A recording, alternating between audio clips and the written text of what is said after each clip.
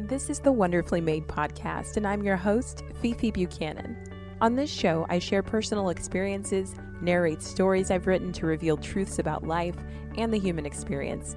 I also share lifestyle improvement tips in bite-sized episodes, so you can listen during your commute, in the office, or in the comfort of your own home. My desire is that every time you listen, you are reminded that you are wonderfully made.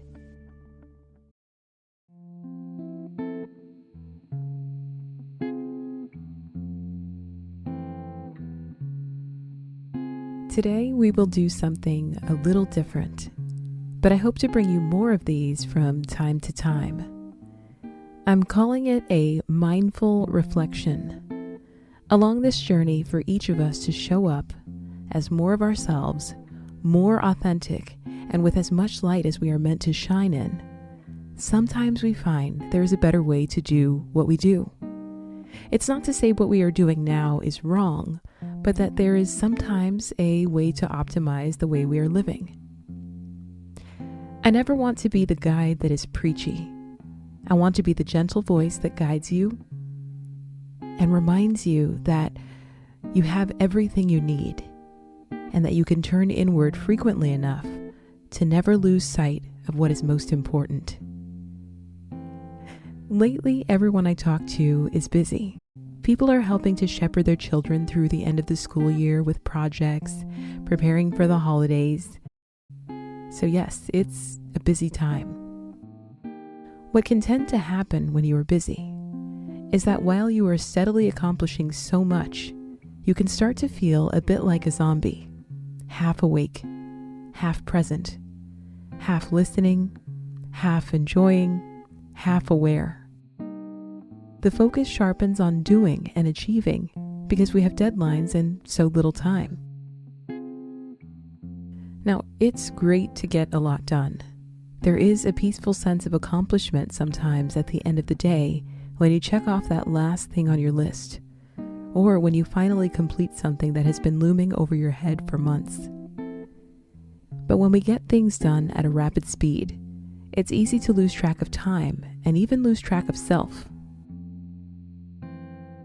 I believe in using mindfulness and self-awareness to savor and be aware in the present.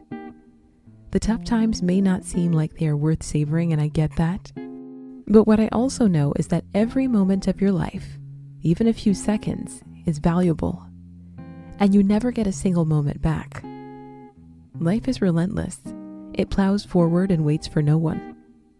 And the last thing you want to feel is like you've missed everything.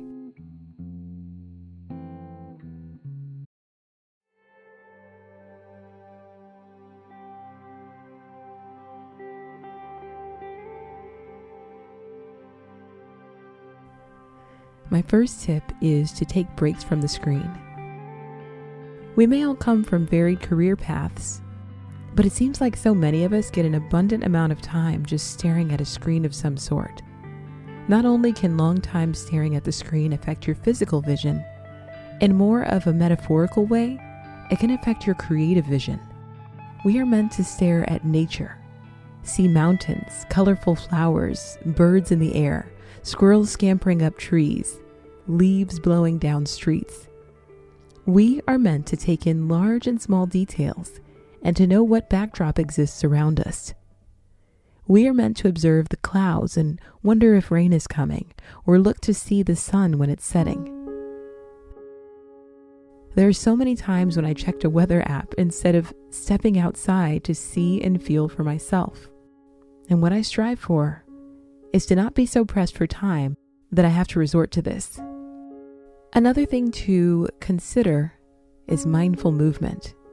It could be stretching, posture awareness, anything related to the body. Stretching is always a helpful exercise, but without panic, worry, concern, or judgment.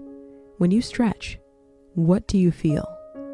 Is your right hamstring tighter than your left? Does it feel especially good to your hip flexor when you pull your knee up to your chest and then back down again? Or when you straighten out your posture, does any particular area feel more stiff today than it did yesterday? Are you sore from your workout? Mindfulness can be a simple act of body scanning to see what you discover. Find out what feels good for you today. This one might be my favorite, and it's fully engaging. Sometimes I say, wherever you are, be all the way there. And it's another great goal of mine. Whatever activity I am doing, I want to be fully engaged. Earlier, I spent the morning cooking. Now, it's not to say I cannot multitask. There are varied opinions on this, but most say it can be fun and relaxing, especially in leisure. I find multitasking can be overwhelming when it's something serious, but for leisure, it's fun. So I pulled out my laptop and put it on the kitchen counter, and I put on the day's teaching from church, and I began to cook. It really felt incredible. The words were sinking into my spirit in a meaningful way, and my hands were busied measuring and balancing ingredients. I chopped and cut veggies and turned on stove eyes and preheated the oven. And rather than worrying about the week ahead, I was present and listening to the teaching. I don't always get it right, but that moment felt magical to me. And I felt grateful for everything I had in that moment. And who knows, maybe tomorrow when I bite into that chocolate chip banana nut muffin I made, my body will be nourished, but my mind will bring up memories from yesterday's spiritual teachings of application for everyday life. Another tip, and it is so simple, and that is deep breathing. Deep breathing for mindfulness. Sometimes I forget about the power of deep breathing when I need it most. I will be pressed for a short deadline or thinking hard about how to solve a problem when suddenly my chest feels tight, my jaw is clenched, and I feel like a bundle of stress. Someone reminded me to breathe deeply yesterday, and it helped a lot. All I had to do was breathe. That allowed my parasympathetic nervous system to kick in and tell me to relax, that I was safe. This was crucial for me. Another, and I think this may be fun, and it can be done with people of all ages, and that is observation exercises. You can do this anywhere. You can be indoors or outdoors. It can be day or night. You simply choose to give yourself 3 minutes, 5 minutes, even a whole hour. It's up to you. But you have one activity, and that is to observe. You can sit and take it all in, or you can draw what you see or write about it. This weekend, I went the extra mile and went out to do it in nature. It was a cool and cloudy morning, and there were lots of fall leaves crunching under my feet. I took moments to look at clouds slowly drifting past above my head. I was out near a lake. I saw the wind cause the water on the surface of the lake to ripple. I saw a tiny toddler speed past on a little green bike with training wheels. I saw a couple walking a little chihuahua. I saw a man training a puppy to walk on a leash. I saw a tree with bright red currants on it. At least that's what I decided they were because they look like currants.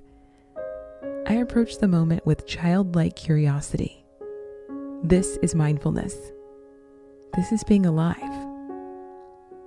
Last, you can self-record. Journaling, voice notes, drawing, or some other art form to capture what you experience. So you can combine the two of self-recording and observation exercises if you want, or you can self-record to reflect or process the day or a particular moment. You are a witness of your own life. You are the best narrator to your own life. No one else can tell your story like you do. The good and the bad, you have ownership to tell. No one should silence you. No one should exaggerate moments that you know very well. A great day should be documented with fervor, not just the bad ones. But the bad days do not have to be ignored either. You deserve your moment to process. Use your favorite form of recording to take it in and be the main witness to your own life. I hope you learned or were reminded how important mindfulness can be in our everyday lives and how it can bring abundance, how it can bring peace to us. As always, thanks for listening.